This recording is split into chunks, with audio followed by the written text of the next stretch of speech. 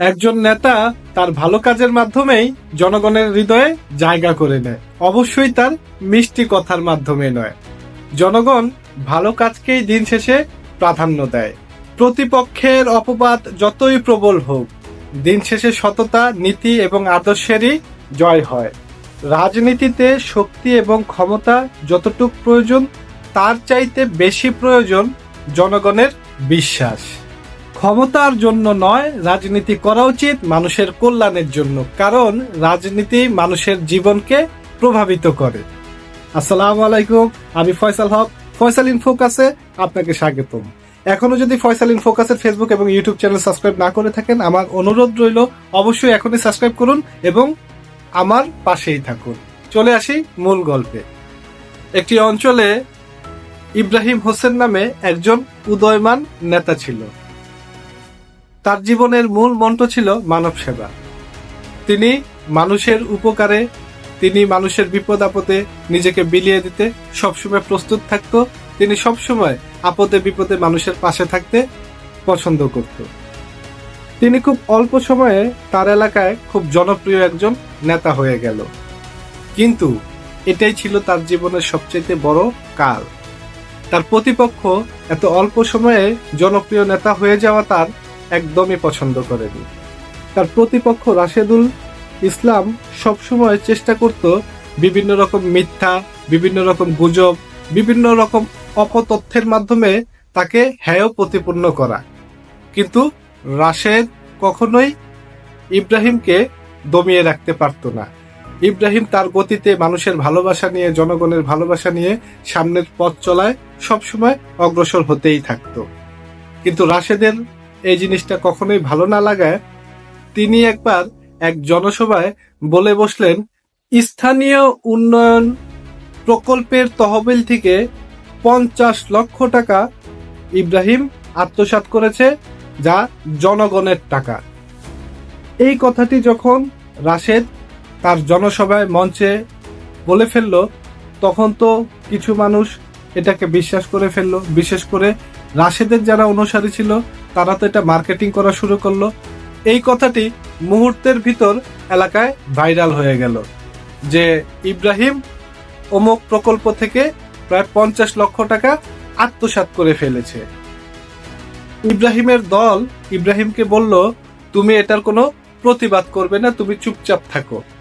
কিন্তু ইব্রাহিম বুঝতে পারল, আমি যদি এখন চুপ থাকি তাহলে এই মিথ্যাটা তারা সত্য বানিয়ে ফেলবে, কারণ এটা তো একটা গুজব।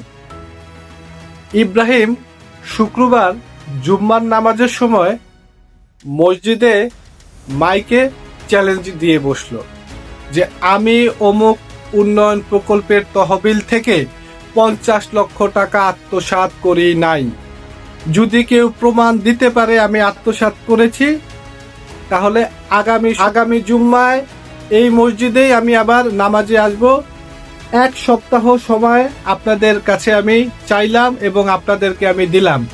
যদি আমার দুর্নীতির কোনো প্রমাণ আপনারা বের করতে পারেন, আগামী জুম্মার নামাজের পর আপনারা যে শাস্তি দিবেন আমি সেটা মাথা পেতে নিব। এটা শুনে এলাকার সাধারণ যে সকল জনগণ ছিল সে সকল জনগণদের ভিতর একটা আস্থা চলে আসলো।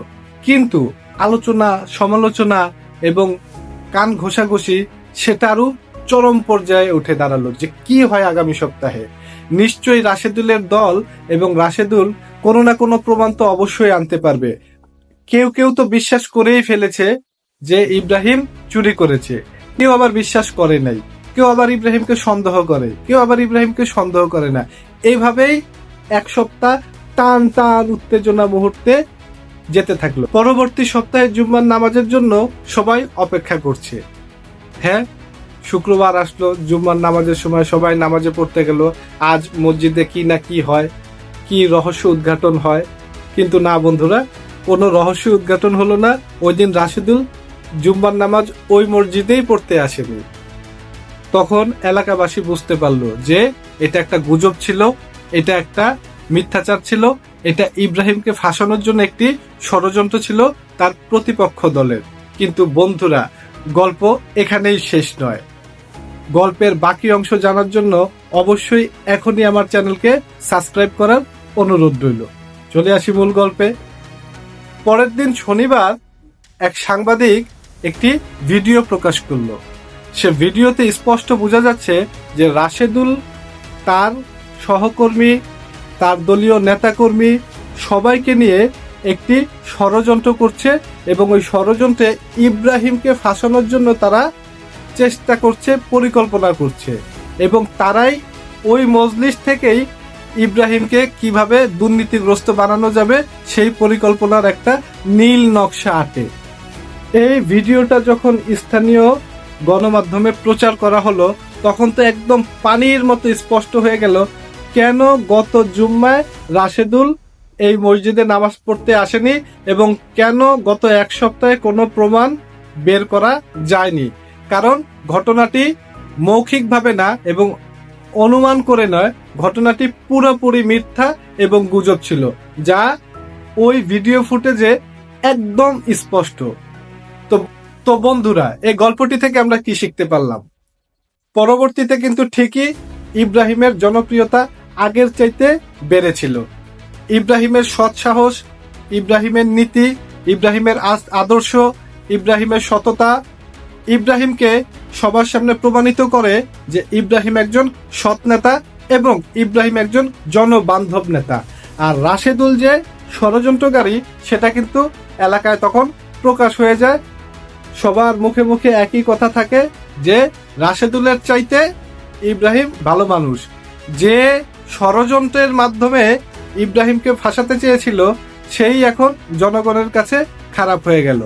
তো বন্ধুরা, এই গল্পটি থেকে কিন্তু আমরা অনেক কিছু শিখতে পাই। এই গল্পটি আমাদের অনেক কিছু শিখায় এবং ভাবায়। আপনারা এই গল্পটি থেকে কি শিখলেন অবশ্যই আমার কমেন্ট বক্সে জানাবেন। ক্ষমতা কখনোই দীর্ঘস্থায়ী হয় না, কিন্তু জনগণের ভালোবাসা এবং জনগণের আস্থা কিন্তু চিরস্থায়ী।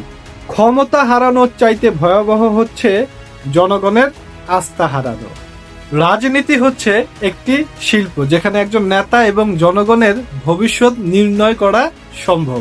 তো বন্ধুরা, আমার আজকের গল্প যদি আপনাদের কাছে ভালো লেগে থাকে অবশ্যই আমার চ্যানেলকে সাবস্ক্রাইব করবেন এবং আমার পাশেই থাকবেন।